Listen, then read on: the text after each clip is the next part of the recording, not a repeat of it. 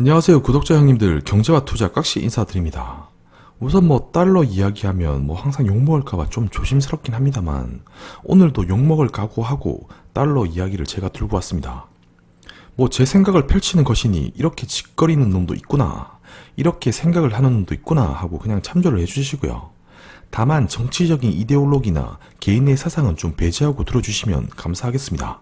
자, 그럼 오늘의 주제 MMT와 달러 패권의 붕괴, 그리고 부제로는 말도 안 되는 개소리 하지 마라, 이렇게 부제를 정해봤습니다. 그리고 이런 경제 이야기는 돈을 벌고 안 벌고를 떠나서 이런 이야기 자체만으로도 얼마나 설레고 재미있지 않습니까?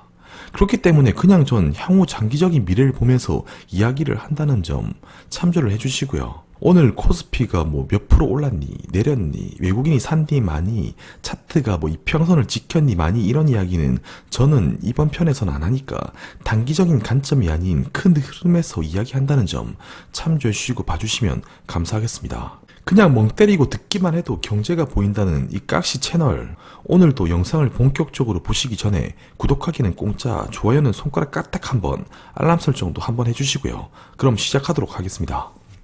우선 2010년대 들어서부터 세계가 저성장, 저물가 꼬리표를 항상 못 벗어나고 있죠.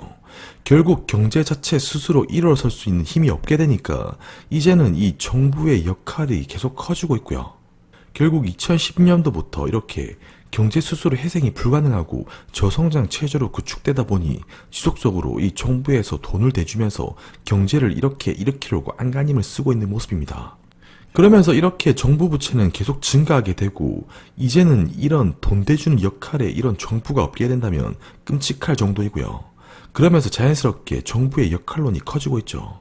거기에다 코로나의 등장으로 인해서 정부의 역할은 또 더 커지고 있고요. 특히나 지금은 경제의 붕괴를 막기 위함과 동시에 국민들의 고용과 소득을 보존하기 위해서 열심히 정부가 안간힘을 쓰는 모습인데, 당연히 국민들이 잘 살고 잘 먹기 위해서 지원하는 온갖 정책들이 어쩔 수 없는 당연한 역할이라도 볼 수 있지만, 이런 정책이 지속될수록 재정 지출은 더 커질 수밖에 없고, 이런 재원에 대한 문제는 또다시 이 부채로, 이 문제로 부각될 수밖에 없을 것 같아요. 그래서 이미 우리는 MMT라는 무한화폐 발행 체제는 이미 일어나고 있는 게 아닌가라는 생각이 들고요. 그래서 우리가 MMT라는 것 자체가 먼 미래가 아닐까 생각을 했지만 이미 일어나고 있는 중이라는 점에서 앞으로의 미칠 영향을 한번 점검해보자 라는 의미로 오늘 영상을 제작해봤습니다. 우선 2020년도 들어서 세계적인 코로나 팬데믹 상황이 촉발되면서 경기 침체를 만들게 되었고, 금리를 이렇게 낮추면서 통화를 발행하고 부채를 찍어내는 전통적인 통화정책은 어느덧 이 바닥과 이렇게 한계를 좀 드러내기 시작하는 것 같아요. 결국 미국의 역사상 금리를 이렇게 내려가면서 통화량을 늘려서 대응한 걸 볼 수가 있고, 거의 제로 금리에 가까운 금리를 낮추면서 이제 더 이상 미국에게도 쓸 카드가 있을까? 미국마저도 제로 금리에 도달한 국면에서 앞으로 경제가 지금 직면한 경제적인 피해를 감당하지 못할 수도 있다는 조금 의심이 들기도 합니다. 이런 상황이 펼쳐질 것이라고 누가 예상이나 했겠습니까? 코로나로 경제는 위협받게 되었고, 정부와 중앙은행은 재정정책과 통화정책을 남발하고 있고요. 그래서 결국 이 최후의 수단으로 현대통화이론 MMT를 당연히 고민할 수밖에 없는 거죠. 그럼 이 MMT가 단순하게 뭐냐? MMT는 단순하게 화폐를 무작위로 발행해도 좋다는 이론이고요. 그래서 이런 MMT는 화폐를 찍으면서 자연스럽게 발행되는 재정 적자에 대한 걱정은 그냥 나는 모르겠고 제껴두고 정부가 돈을 얼마나 어디에 쓸 것인지 이 부분에 대해서만 초점을 가지는 겁니다. 그래서 특히나 지금 코로나로 인해서 증가된 급격한 실업과 그리고 경기 침체에 맞서기 위해서 대규모의 재정 부양책이 필요하다는 인식이고, 여기에 대해서 토를 다는 사람은 아이러니하게도 코로나가 직면한 현 상황에서는 쳐다보기가 힘들다는 점이에요. 그렇다면 MMT 체제하에서 돈을 찍어내려면 돈을 어떻게 조달할 것인가? 결국 조달 원천은 또 정부에 기댈 수밖에 없는 것이고, 그러면 정부 부채율은 앞서서 본 차트대로 또 올라가게 될 것이고, 이미 코로나 충격으로 인해 경제 상태가 쉐신 상태에서 투입된 재정 지출은 이미 GDP 대비 상당한 수준에 머무르고 있다는 점인데요. 결국 경기 부양 패키지 규모와 추가적인 세수는 급감되면서 이런 재정 적자 규모는 계속적으로 늘어날 수밖에 없는 현실 속에서 우리는 살고 있다고 볼 수 있어요. 그래서 화폐 발행을 멈추면 경기가 위축이 되고 위기로 번질 수밖에 없고, 또 화폐를 찍으려니 정부 부채는 지속될 수밖에 없는 것이고, 또 부채를 신경 안 쓸 수가 없다. 그래서 결국에 갈 수 있는 방향은 부채를 감안해서라도 이쪽 길로 갈 수밖에 없다고 생각이 됩니다. 그렇다면 지속적으로 MMT 흐름이 지속될 때 어떤 현상이 펼쳐질까요?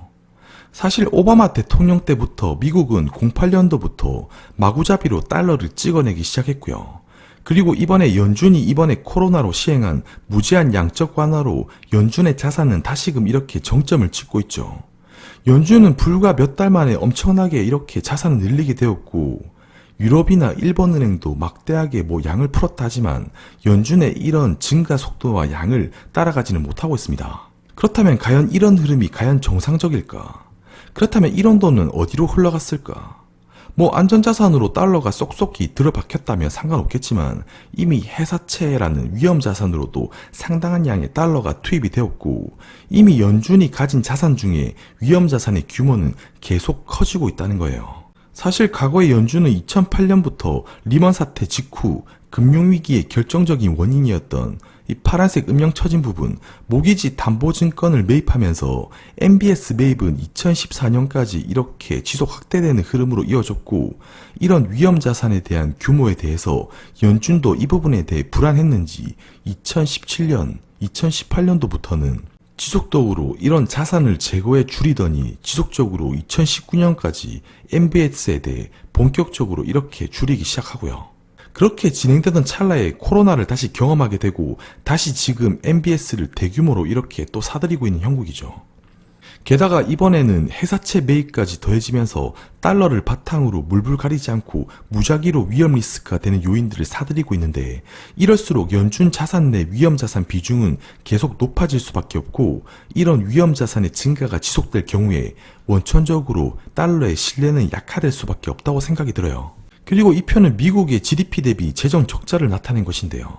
미국은 1970년 전후까지 이렇게 재정 균형을 이루고 무역 수지가 균형된 국가였는데, 이 차트를 보시면 재정 적자 비율이 수십 년간 이렇게 감소한 흐름을 볼 수가 있는데, 1980년대 이때 레이건 정부 시대부터 세금을 낮추는 정책을 펴면서 이 만성 미국도 쌍둥이 적자국으로 이렇게 변모하기 시작해요. 그래도 이때 당시 1980년대는 민주주의가 사회주의에 대해 좀 승기를 잡아가던 때이고, 소비에트라는 강력한 경쟁자의 힘이 약해지면서 미국이 본격적으로 승전보를 울리던 시기였고, 이렇게 만성 적자임에도 불구하고 달러를 통해 패권국을 유지하면서 기축통화국의 힘을 발휘하고요.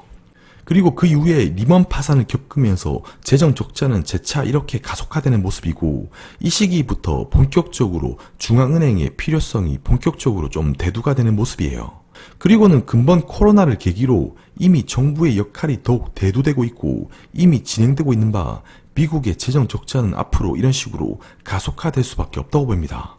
그래서 여태껏 미국의 경우 기축통화인 달러를 바탕으로 미국은 세계 각국으로부터 삥을 좀 뜯었고, 이런 삥 뜯기 시스템이 결국 미국 달러를 기축통화로 인정하는 꼴이 되어버린 것인데, 그래서 미국이 만년 적자를 내도 위험하기는커녕 국채 매입을 해서 달러를 발행하면 또 장땡이었고, 그렇게 미국의 경제가 좀 성장해왔다고 볼 수 있을 것 같아요. 그리고 이런 달러 기축통화를 바탕으로 다른 나라부터 세수를 좀 걷어들이긴 했지만 미국이 세계 경찰로서의 역할도 했음을 부인할 수는 없죠. 그런데 트럼프가 대통령이 되면서부터는 이런 균형이 좀 깨지고 있다는 겁니다. 트럼프가 우방국에게 돈 내놔라고 하고, 적대국에게는 군사위협을 가하고, 관세 인상도 요구하고, 아니 이미 기존의 기축통화에 부여하는 세수를 미국에 이미 갖다 바치고 있는 형국인데, 이제는 트럼프로 하여금 이 대놓고 상대 국가들에게 대놓고 삥을 뜯으려고 하는 형국이죠. 그런데 문제는 미국이 코로나로 인해서 미국마저도 지금 헐떡거리는 상황에서 다른 나라에게 결국 비용을 재차 요구할 가능성이 앞으로도 매우 높다는 것인데, 결국 지속적으로 미국은 재정 적자로 늘어날 것이기 때문에 미국은 앞으로 대놓고 상대국들에게 삥을 요구할 확률이 높다는 거고요. 그런데 반면 또 다른 국가, 타국가 입장에서도 이런 세금을 또 미국에게 대놓고 지불할 경우 자국 내 반발감을 거세질 수밖에 없고, 장기적으로 이런 구도가 지속된다면 타 국가들로부터 반발감을 거세게 불러올 수밖에 없다고 보입니다. 그래서 코로나 환경 속에서 막대하게 진행되고 있는 미국의 재정 적자는 가파르게 이렇게 증가를 하고 있다는 점인데, 이미 수천억 달러의 추가 재정 지출이 진행되고 있고 앞으로도 재정 적자는 계속적으로 커질 것으로 보인다는 점입니다. 그리고 이 편은 달러 인덱스와 GDP 재정 적자 비율을 들고 온 것인데, 재정 적자와 이 달러의 가치는 장기적으로 그 궤도를 같이 하는 경향을 보인다는 점이고요. 그리고 여기 표에 업데이트는 안 되어 있지만 이미 지금 미국의 재정 적자 비율은 이렇게 마이너스 10%에 도달하고 있고요. 그래서 앞으로 계속 미국의 재정 적자가 확대될 수밖에 없다고 보이며, 이렇게 된다면 달러는 장기적으로 약세 압박을 받게 된다고 보입니다. 그동안 세계는 미국을 위해 많은 세금을 지불했다는 점이고, 이런 세금은 자연스럽게 국제통화로서의 이런 달러를 기축통화로 인정해주는 꼴이 되었다. 미국은 적자를 내도 위험하기는커녕 국채를 매입하면서 경제를 지탱화했기 때문에 달러 그 자체가 이 세계 최고의 제품이었던 셈이고요. 그런데 문제는 코로나를 계기로 미국도 지출이 늘어날 수밖에 없는 상황 속에서 우리나라를 비롯한 이런 동맹국가에게 지속적으로 돈을 요구할 것이고, 그러면 다른 국가들은 미국에게 또 반발할 것이고, 미국 자체적으로도 재정 적자는 지속되기 때문에 화폐 발행을 지속하면서 수조 달러에 이르는 재정 적자는 올해 미국은 피할 수 없을 것으로 보입니다. 그래서 달러가 가진 이런 기축통화 지휘력은 장기적으로 약해질 수밖에 없을 것이고, 그 자리를 이제 말들이 많지만 디지털 화폐나 비트코인 등 이런 자산이 차지할 수 있는 법이고요. 그리고 인류가 변함없이 사용해온 금은 어쩌면 최고의 자산 방어 수단이 될 수는 있을 것 같아요. 그래서 매번 장기적으로 금에 대한 중요성을 저는 재차 주장해왔고, 달러보다 금에 대해 더 강조했던 것이고요. 그래서 일정 부분 포트폴리오에 금을 보유해라라고 유튜브를 한 이래로 수차례 언급해왔고, 앞으로의 MMT 시대에 금은 더 빛을 발할 것이라 생각이 됩니다. 그리고 마지막으로 한마디만 더 하자면, 트럼프가 최근에 강달러를 선호한다고 했지만 트럼프의 의도도 어느 정도 달러 유출을 막기 위함이라고 해석해 볼 수 있지만, 아이러니하게도 미국의 경제는 재정 적자가 가파르게 증가하고 있고, 이는 분명히 달러 역세 요인으로 작용한다는 것이에요. 오늘 준비된 영상은 여기까지 하고요. 오늘 영상도 유익하셨다면 구독, 좋아요 한번 부탁드리고 또 다음 시간에 뵙도록 할게요. 감사합니다.